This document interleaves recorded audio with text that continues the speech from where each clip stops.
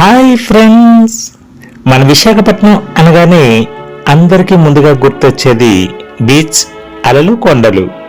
కానీ ఈరోజు నేను మీకు చూపించబోయేది చాలామందికి తెలియని ఒక అందమైన ప్రశాంత ప్రదేశం.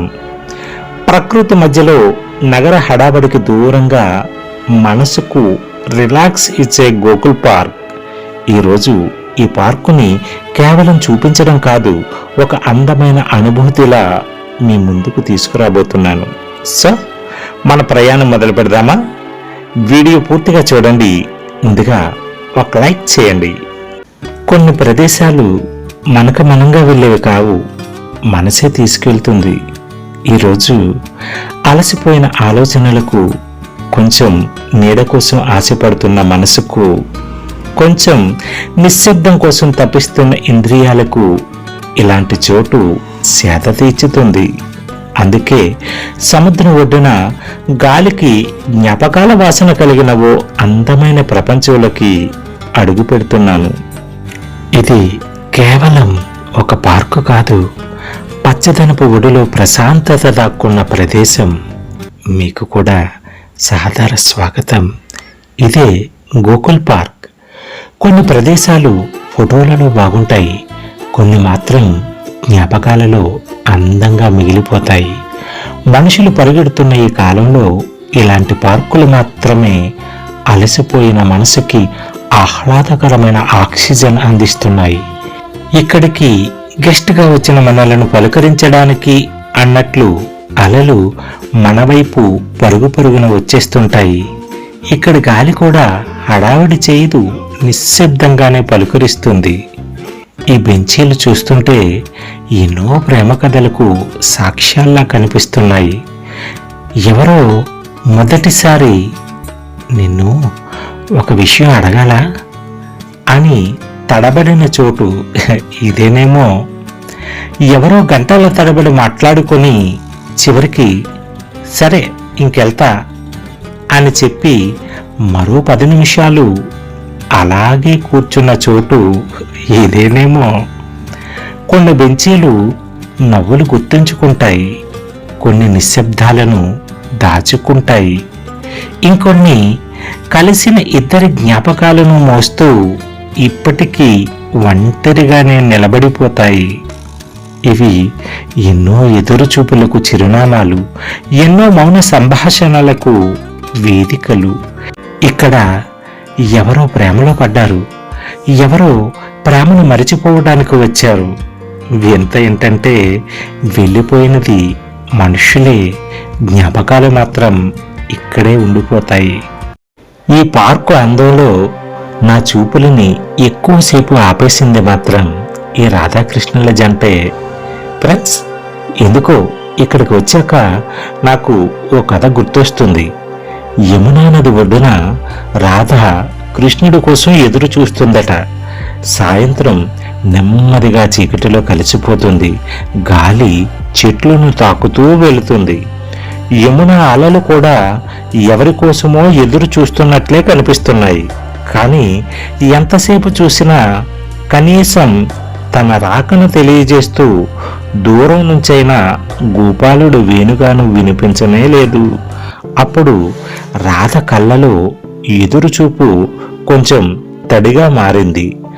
ఆకాశం వైపు చూసి మెల్లగా అడిగిందట, కృష్ణ, నీ వేణు మౌనమైందా, లేక నా పేరే మర్చిపోయావా అని రాధ కన్నీటి స్వరంతో అడిగిందట. కొద్దిసేపటికే దూరం నుంచి వినిపించిన వేణుగానం ఆమె పెదవులపై మళ్ళీ చిరునవ్వు పూయించింది. పోనీలే, నిన్ను నన్ను కలిపే కాలం వెన్నెలైపోయింది. ఇక నీ పాటలో నేను మాటనైతే, నా మేను నీ వేణువై నీ ఊపిరిలో కలిసిపోతుంది. రా కృష్ణ అని రాధ మెల్లగా పలికిందట. అంతలో రాధ అని పిలుస్తూ ఆ కృష్ణయ్య ప్రత్యక్షమయ్యాడట. ఆ కన్నయ్యను చూసిన క్షణంలో రాధ కళ్ళల్లో దాచుకున్న ఎదురుచూపులన్నీ కన్నీటి బిందువులై జారిపోయాయట. కృష్ణుడు మెల్లగా ఆమె చెంతకు చేరి ఆ కన్నీటిని తుడుస్తూ ఉండగా, రాధ అడిగిందట, కృష్ణ నేను ఎక్కడున్నాను అని. అప్పుడు కృష్ణుడు చిరునవ్వుతో, నాలో, నా ఆలోచనల్లో, నా ఊహల్లో, నా జ్ఞాపకాల్లో, నా ప్రతి ఊపిరిలో అన్నాడట.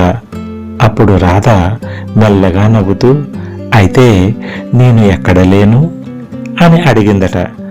ఆ మాట విన్న కృష్ణుడు చెమర్చిన కళ్ళతో రాధ వైపు మౌనంగా చూస్తూ, నా తలరాతలో అని మూగపోయాడట. ఫ్రెండ్స్, కొన్ని ప్రేమ కథలు ఎప్పటికీ కలవవు, కానీ కాలం ముగిసే వరకు మనుషుల హృదయాలలో జీవిస్తూనే ఉంటాయి.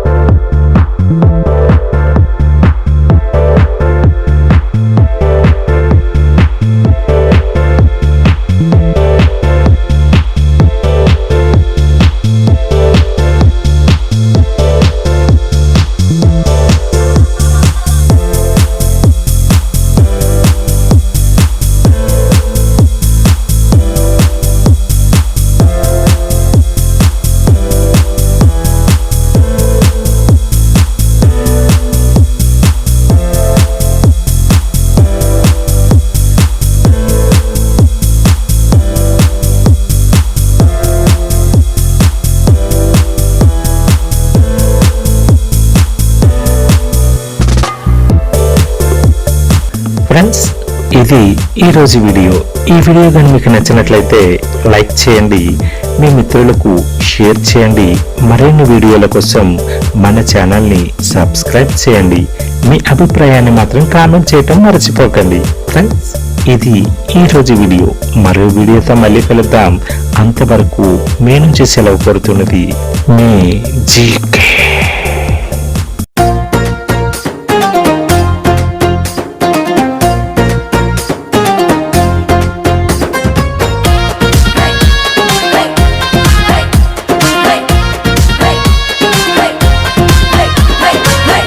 సామి ఎయ్యై దరువై తలాంత కదిమి జాతరే మోగై తకిట తకిటతా గజ్జలు గిలింతే తకదిమి తగను ఊరంతా ఊగే.